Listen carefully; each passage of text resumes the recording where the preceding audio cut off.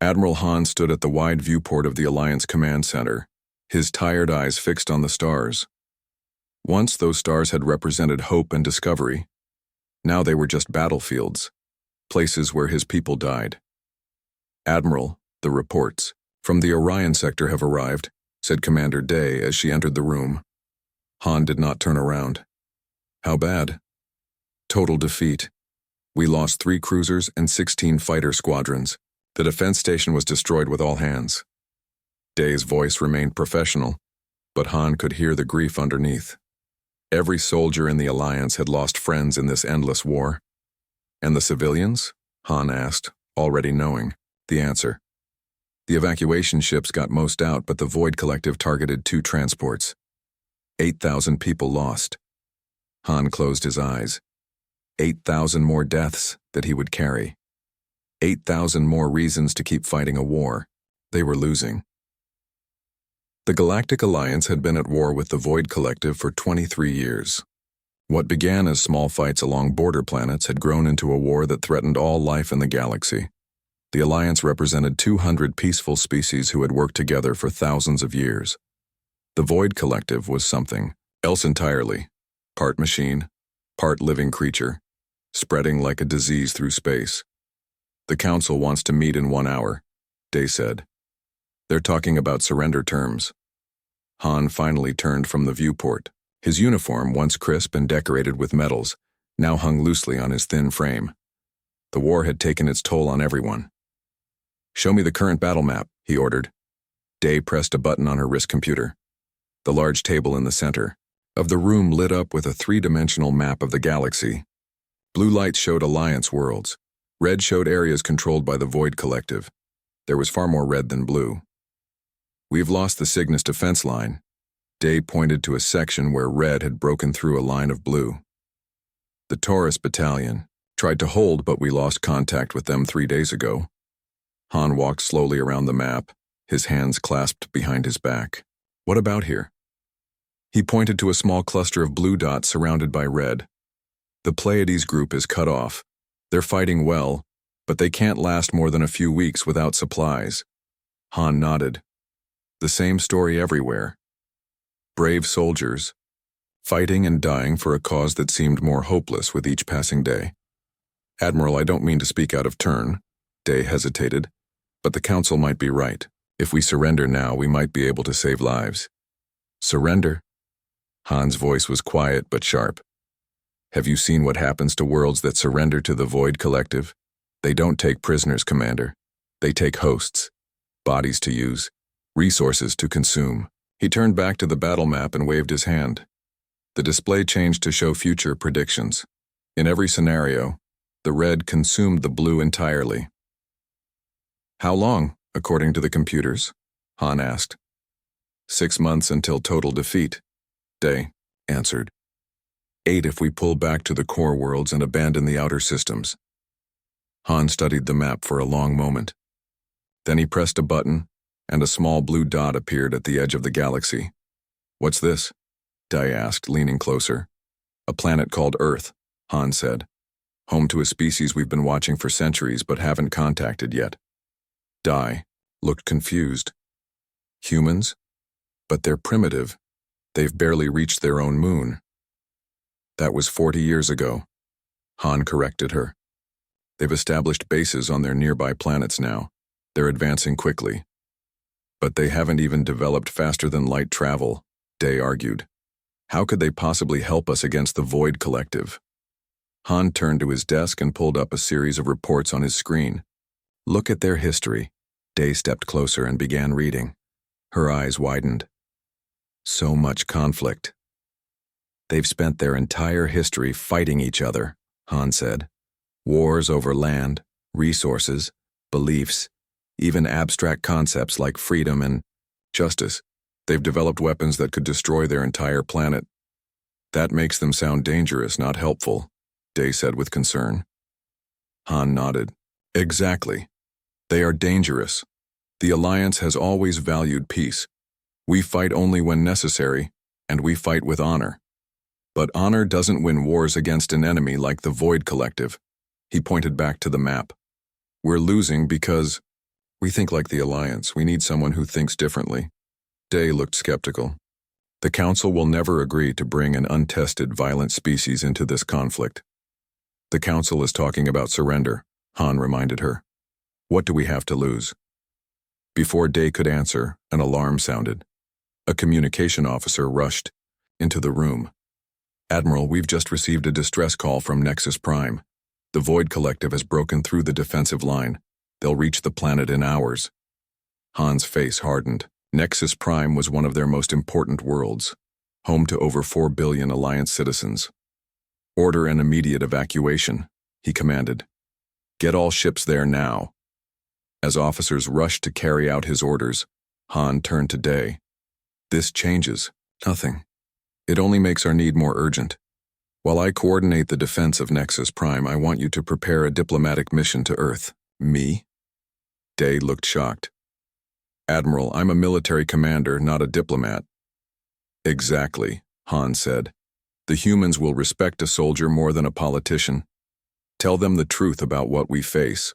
Offer them technology in exchange for their help. And if they refuse? Han looked back at the battle map, where the red was spreading closer to the heart of Alliance space. Then we proceed with our original plan and face defeat with dignity. But I don't think they'll refuse. Why not? Because humans have one quality that might save us all, Han said grimly. When threatened, they fight back. Harder than anyone expects, without mercy or hesitation. That doesn't sound like a quality the Alliance has ever valued, Day said quietly. No, Han agreed. But it might be the quality that saves us.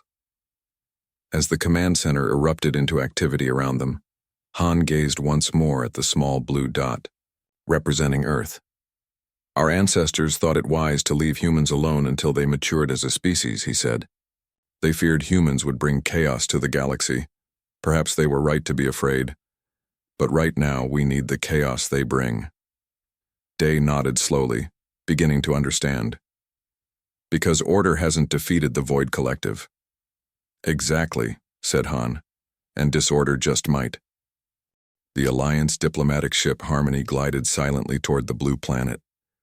It was smaller than many worlds in the Alliance, but the oceans covering most of its surface made it sparkle like a jewel against the blackness of space. Ambassador Kim stood on the bridge, watching the approach. She had studied everything the Alliance knew about humans, which wasn't much. They were a young species that had developed quickly. Too quickly, some Alliance scientists had worried. Humans had gone from simple tools to space travel in less time than most species took to develop written language. We've entered their solar system, reported Pilot Lee. Their detection systems have spotted us. Several of their orbital stations are tracking our movements. Any hostile actions? Kim asked. No, but they've launched fighter craft. 6 small vessels moving to intercept. Kim nodded. It was the response she had expected. Humans were cautious, by nature, suspicious of anything new or unknown. The Alliance research suggested this came from their long history of fighting each other. Open communications, she ordered. Standard greeting package, translated into their most common languages. The communications officer worked quickly. Message sent, we're receiving a response. A voice came through the speakers speaking in English. The translation system converted it instantly. Unknown vessel, this is Earth Space Command. You have entered restricted space. Identify yourself and state your purpose. Kim stepped forward. This is Ambassador Kim of the Galactic Alliance. We come in peace seeking dialogue with Earth's leaders on a matter of great importance. There was a long pause. Kim could imagine the confusion and excitement her words were causing. First contact was always a delicate moment. Stand by, the voice finally replied. For 3 hours, the Harmony waited while Earth's leaders debated what to do. Kim used the time to review her briefing materials one last time. Everything depended on making the right impression. Finally, they received permission to approach Earth's main space station. As the Harmony docked, Kim prepared herself for the most important diplomatic mission of her life. The meeting room on Namur. The station was plain but functional. Around a large table sat 12 humans representing Earth's major nations and regions. Kim entered with two aides, feeling their curious eyes on her. Though she looked mostly human, the subtle differences in her appearance, her slightly larger eyes, the faint blue tint to her skin, clearly marked her as alien. "Welcome to Earth," said a woman who had introduced herself as the Secretary General of the United Nations. "This is, as you might imagine, an historic moment for our people." Kim bowed slightly. "Thank you for agreeing to meet with me. I only wish our first contact could come under better circumstances." "Yes," said the American representative, a gray-haired man with sharp eyes. "You mentioned a matter of great importance. We're curious what brings advanced aliens to our doorstep after ignoring us for our entire history." Kim could hear the slight edge in his voice. She didn't blame them for their suspicion. "The Galactic Alliance has observed Earth for centuries," she admitted. "Our policy has always been to wait until developing worlds reach a certain technological level before making contact." "Then why contact us now?" asked the Chinese representative. "By your standards, we must still be primitive." Kim took a deep breath. "Because the Alliance needs your help. We are losing a war against an enemy that threatens all life in the galaxy, including yours." She activated a small device, and a holographic display appeared above the table. The humans gasped as they saw images of Void Collective ships destroying Alliance worlds. "This is the Void Collective," Kim explained. "Part biological, part machine. They consume worlds and assimilate populations. They've been fighting the Alliance for 23 years, and they're winning." "If your civilization is so advanced," the Russian representative asked, "why come to us for help?" "The Alliance has 200 member species," Kim said. "Most have lived in peace for thousands of years. We've forgotten how to fight the kind of enemy that shows no mercy, takes no prisoners, and cannot be reasoned with." "And you think we know how?" the Indian representative asked. Kim nodded. "Your history suggests you do." She showed them more images: Alliance fleets retreating, defense systems failing, planets falling. "Our analysts predict total defeat within 6 months," she said honestly. "Billions of lives will be lost. Eventually, the collective will find Earth." The room fell silent as the humans considered her words. "What exactly are you asking for?" the Secretary General finally asked. "Soldiers? Weapons?" "To start military advisors," Kim replied. "People who can look at our strategy with fresh eyes. The Alliance has fought the same way for centuries. The Void Collective has adapted to our methods." "And what would Earth get in return?" asked the Brazilian representative. Kim had been prepared for this question. She activated another hologram, showing schematics for advanced technology. Knowledge, faster than light travel. Energy systems that would solve your resource problems. Medical technology that could eliminate most human diseases. And protection, full membership in the Alliance. The Chinese representative leaned forward. "That's a generous offer. Which makes me wonder, what aren't you telling us?" Kim respected their caution. "The Alliance Council debated contacting you. Some worried that introducing humans to the galactic community might bring instability. Because of our violent history," the American stated flatly. "Yes," Kim admitted, "but Admiral Han argued that your unique perspective might be exactly what we need right now." She showed them one final image. The galaxy map with its spreading red stain of Void Collective territory. "We don't need diplomats or peacekeepers. We need warriors. People who understand that sometimes survival requires difficult choices." The Secretary General looked at her colleagues around the table. "We'll need time to discuss this and verify what you've told us." "Of course," Kim agreed. "But please understand, time is something the Alliance has very little of." 2 weeks passed while Earth's nations debated. Kim waited patiently, knowing that rushing them would only increase their suspicion. Each day she received reports from Alliance Command. Each day the news was worse. Finally, she was called back to meet with the United Nations Security Council. "We've reached a decision," the Secretary General told her. "Earth will send military advisors to assess the situation, a small team, led by General Park, who has experience in multiple types of warfare." Kim felt relief wash over her. It was a start. However, the Secretary General continued, this is only an assessment mission. Any further commitment will depend on General Park's recommendation. I understand, Kim said. When can they be ready? General Park and his team can depart in 3 days. As Kim left the meeting, she wondered if she had done the right thing.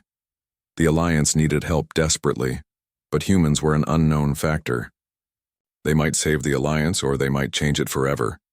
What she didn't know, what none of them knew, was how quickly everything was about to change. General Park stood on the bridge of the Alliance flagship Guardian, his face expressionless as he watched the battle unfold on the large viewing screen. Around him, Alliance officers worked frantically at their stations, but their efforts seemed pointless. The outcome was already clear.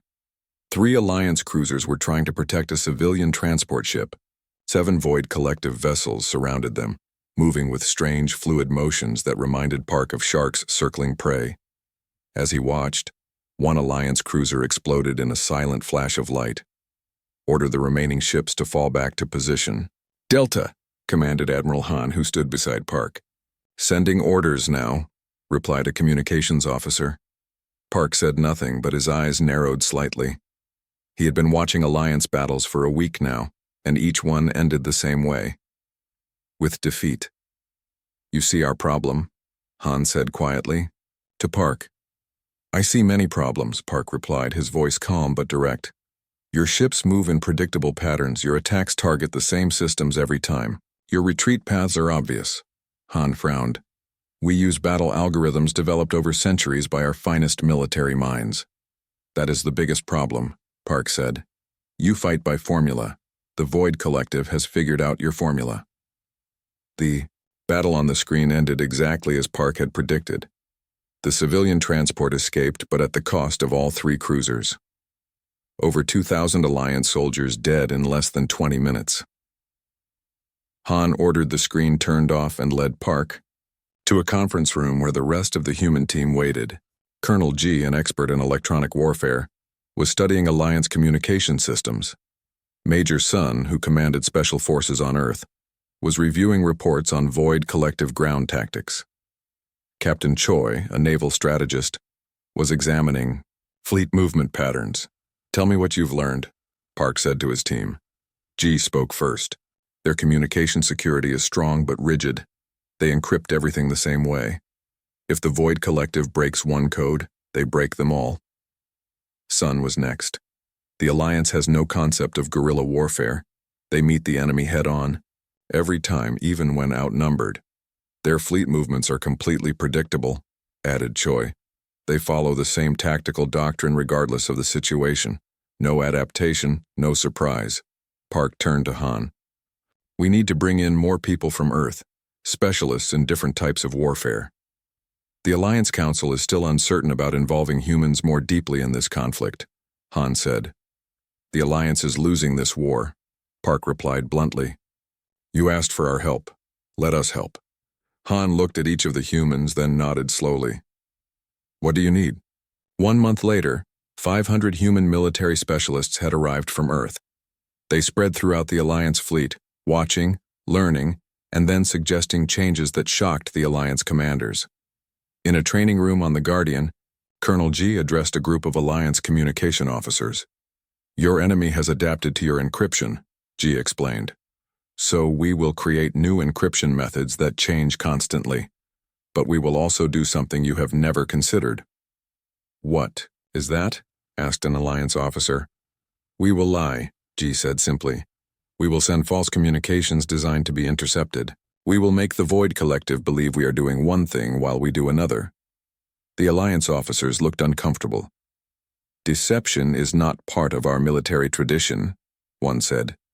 Survival is not currently part of your military outcome, G replied. Which matters more? In another part of the ship, Major Sun was training Alliance soldiers in new tactics. Stop moving in large organized units, Sun instructed. Small teams can move faster, hide better, and strike where the enemy least expects. But how will we coordinate without central command? An Alliance soldier asked. Each team has objectives, not detailed orders, Sun explained. You decide how to achieve those objectives based on the situation you find. Be adaptable. Be unpredictable. Meanwhile, Captain Choi was completely redesigning Alliance fleet tactics with Admiral Han.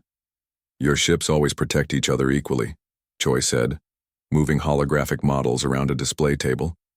Sometimes you must sacrifice some ships to position others. Sacrifice our own people? Han looked troubled. To save more lives in the long run, yes, Choi said firmly. War requires hard choices. The first test of human tactics came at the Battle of Antares Gap. A vital supply route was under attack by a superior Void collective force. By all traditional Alliance calculations, the battle was already lost before it began. General Park stood on the bridge of the Guardian, now serving as Han's tactical advisor. Around them, Alliance officers worked alongside humans at each station. Ready for Phase 1, Park reported. Han hesitated for just a moment, then nodded. Begin the operation. Instead of the standard formation, Alliance ships spread out in a seemingly random pattern designed by Captain Choi. The Void collective ships hesitated, confused by the new approach. They're trying to analyze our formation, said a sensor officer. They can't predict our next move. Because there is no pattern to analyze, Park said with grim satisfaction. Now Phase 2. The Alliance ships suddenly accelerated at different speeds and directions. Some appeared to flee. Others moved directly toward the enemy. They're adapting, the sensor officer reported as the Void ships began to pursue the apparently retreating Alliance vessels. Now, Park ordered. The fleeing Alliance ships suddenly reversed course, catching the pursuing Void ships between them and the advancing Alliance forces. At the same time, Colonel G's team activated a virus that disrupted the Void collective's communications. Their coordination is breaking down, G reported with satisfaction. They can't communicate properly between ships. The battle turned into chaos, exactly as the humans had planned. The Void collective ships, used to fighting an enemy that followed predictable patterns, found themselves unable to coordinate against an enemy that seemed to have no pattern at all. For the first time in years, the Alliance won a significant victory. 3 Void collective ships were destroyed. 4 more were disabled and captured for study. The supply route was secured. In the aftermath, Admiral Han found General Park in the observation deck, looking out at the stars. That was... Han searched for the right word. Impressive, Park nodded. It's just the beginning. Some of my officers are uncomfortable with these new tactics, Han admitted. They say they go against Alliance principles. What principles will matter if the Alliance is destroyed? Park asked simply. Han had no answer for that. The Void collective fights to win, Park continued. Not to uphold traditions or follow rules. If you want to defeat them, you must do the same. Is that the human way? Han asked. Survival is the human way, Park replied. Throughout our history, we have adapted to overcome every threat. Sometimes that meant changing our tactics. Sometimes it meant changing ourselves. He turned to face Han directly. The Alliance asked for human help because you recognize something in us that you need. Don't reject it now because it makes you uncomfortable. Han was silent for a long moment. Then he extended his hand in the human gesture Park had taught him. You're right. What's next? Park shook the offered hand. Now we show the Void collective what humans can really do. 6 months had passed since the Battle of Antares Gap. 6 months of change that transformed the war. Human military leaders were now stationed on every major Alliance vessel and base. Earth had sent 30,000 soldiers, a tiny number compared to Alliance forces, but their impact was enormous. Commander Min stood on the bridge of the Determination, the first ship built using combined human and Alliance technology. It was smaller than traditional Alliance cruisers, but faster and more heavily armed. Most importantly, it was designed specifically to fight the Void collective. All systems ready, reported the weapons officer, an Alliance soldier trained by humans. Min nodded. Begin the approach. The Determination led a fleet of 20 ships toward the Rigel system. Intelligence reports indicated a major Void collective.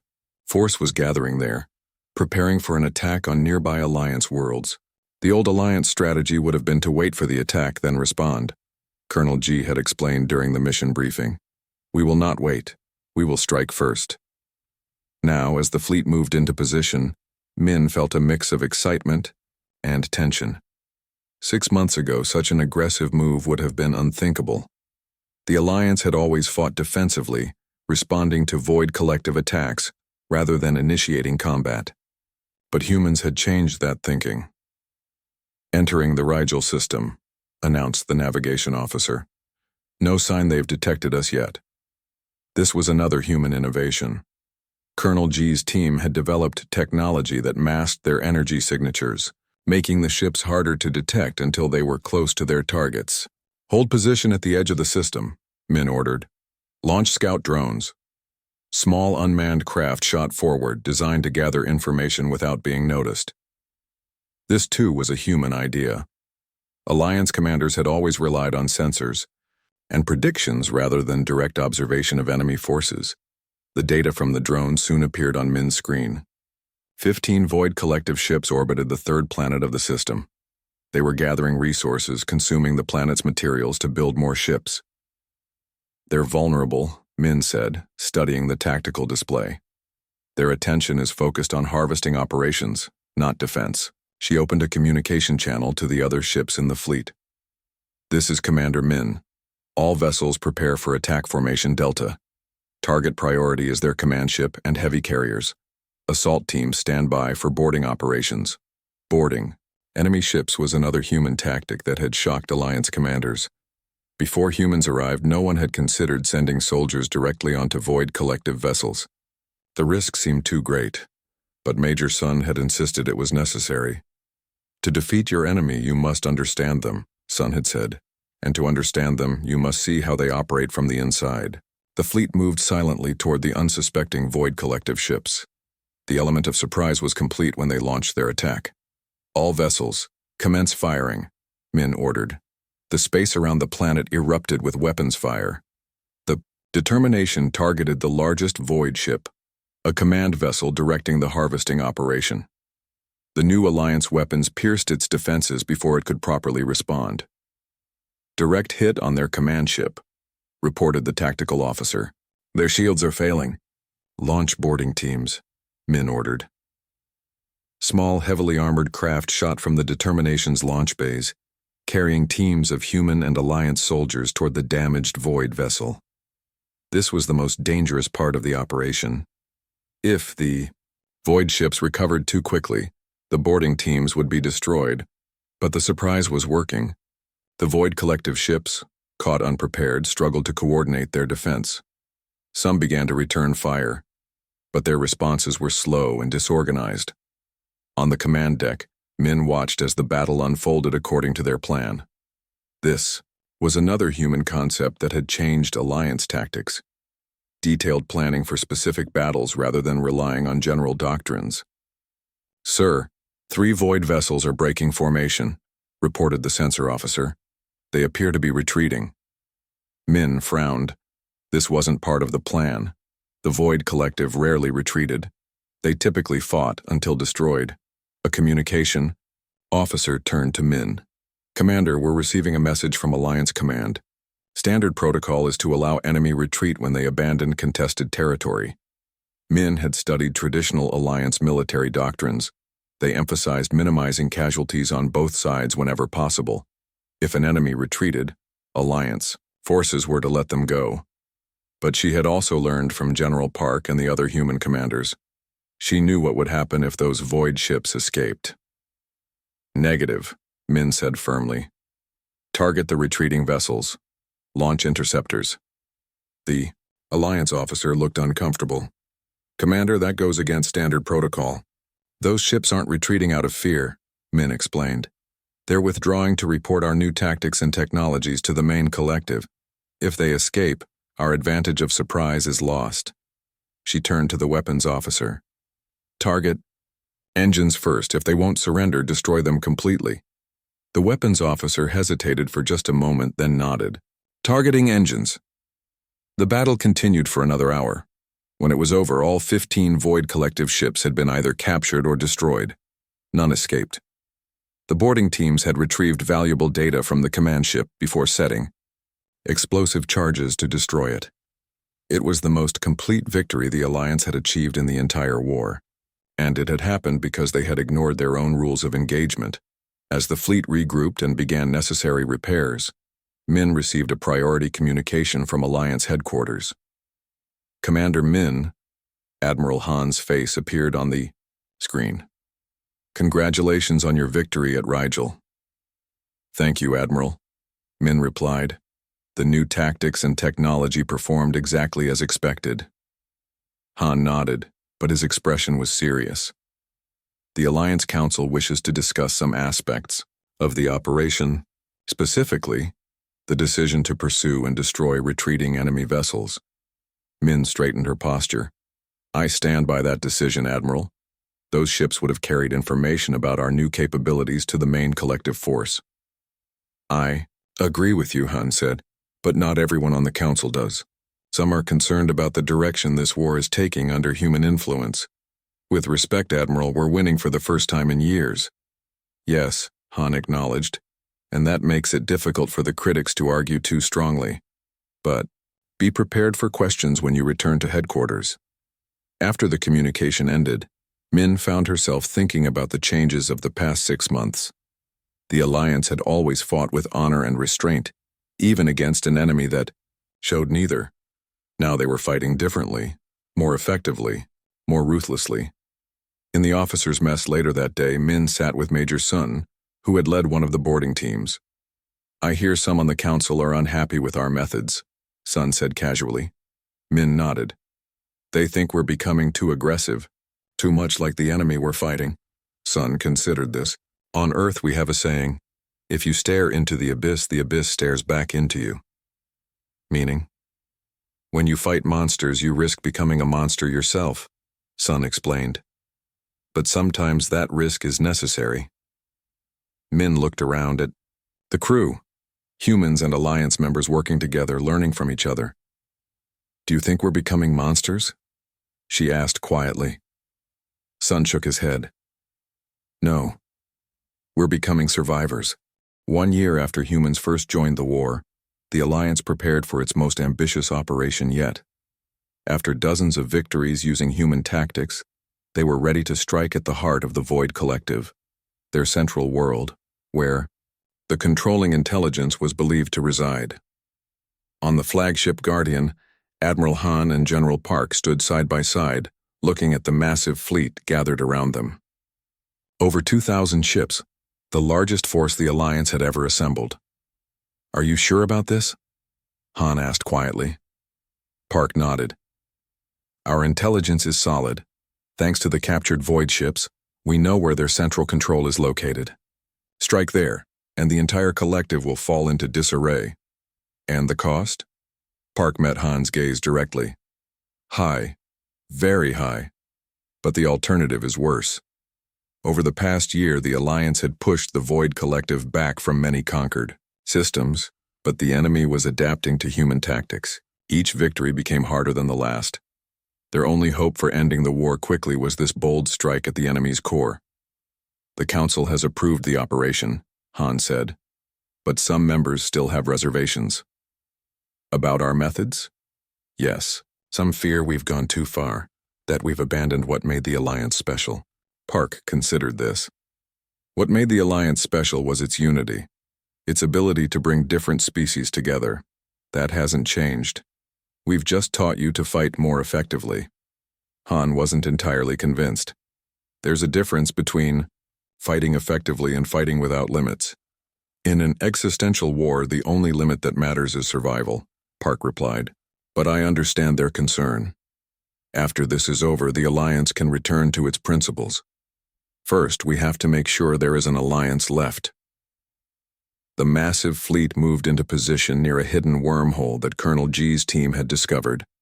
This secret path would allow them to bypass the Void Collective's outer defenses and strike directly at their central world. On the determination, Commander Min briefed her crew. This will be the hardest battle we've faced. The Void Collective will throw everything they have at us to protect their central intelligence. A young Alliance officer raised his hand.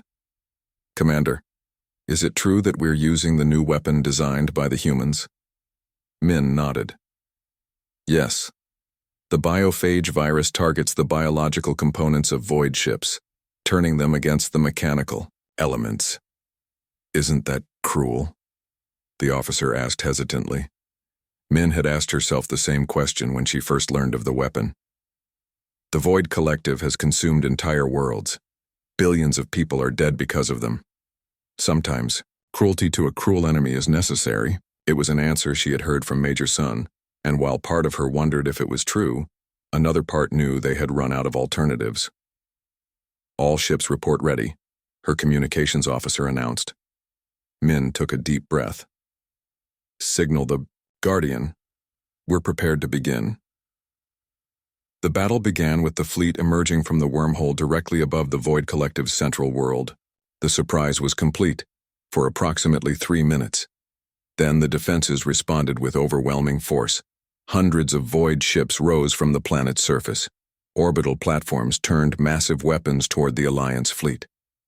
The space around the planet became a storm of energy weapons, missiles, and fighter craft. Push forward, ordered Admiral Han from the Guardian. Focus all fire on the primary defensive platforms. The Alliance ships fought with a coordination and aggression that would have been unthinkable before humans joined the war. Ships sacrificed themselves to create openings for others. Specialized vessels targeted key enemy systems rather than trying to destroy whole ships. Human-designed viruses disrupted void communications. On the Determination, Commander Min guided her ship through the chaos, targeting a massive command platform orbiting the planet. Deploy the biophage, she ordered when they were in range. Missiles streaked from the Determination, carrying the deadly virus developed by human and Alliance scientists. When they struck void ships, the biological components began to attack the mechanical systems they were connected to. Some ships simply shut down. Others turned their weapons on nearby void vessels. It's working, Min's tactical officer reported. The virus is spreading through their fleet. But the Void Collective fought back with desperate intensity. 3 Alliance cruisers exploded nearby as Min watched. The Guardian itself took heavy damage but continued to direct the battle. For 3 days, the fighting continued without pause. Alliance ships rotated crews while maintaining position. The Void Collective threw every available resource into the defense of their central world. On the 3rd day, as both sides neared exhaustion, Colonel G made a critical breakthrough. We've located the Central Intelligence, he reported to General Park and Admiral Han. It's not on the planet, it's in a heavily shielded station orbiting on the far side. Park turned to Han. If we destroy that station, we end this war. Han looked at the tactical display, calculating what it would cost to reach the station. We'll lose at least half our remaining ships.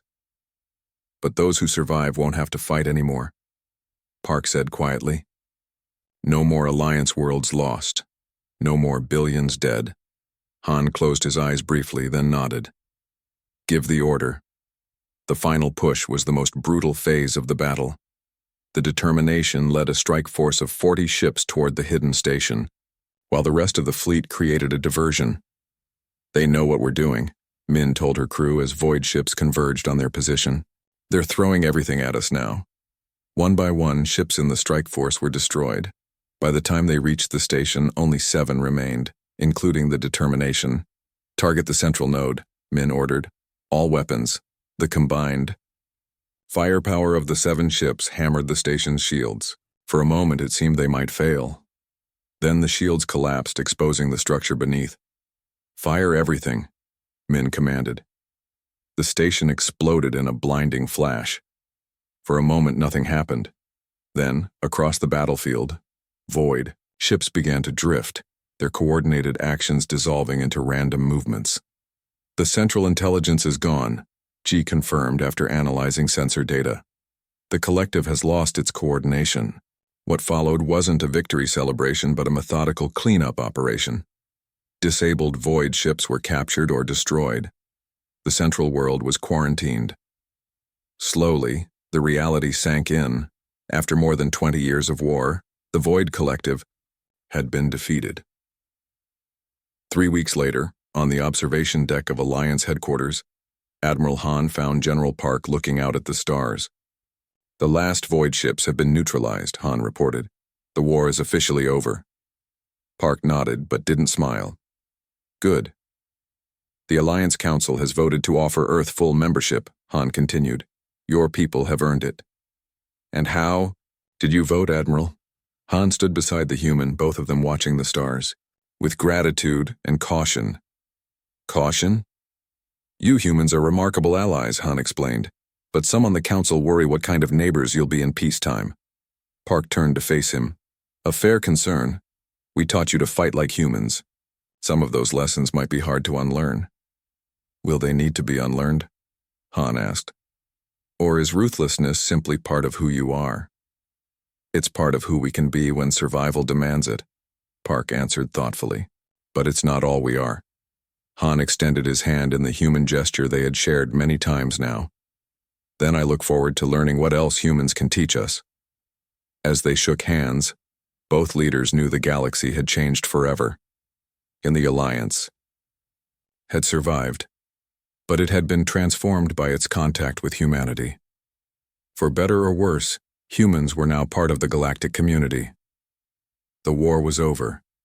The questions about what would follow had just begun. The end.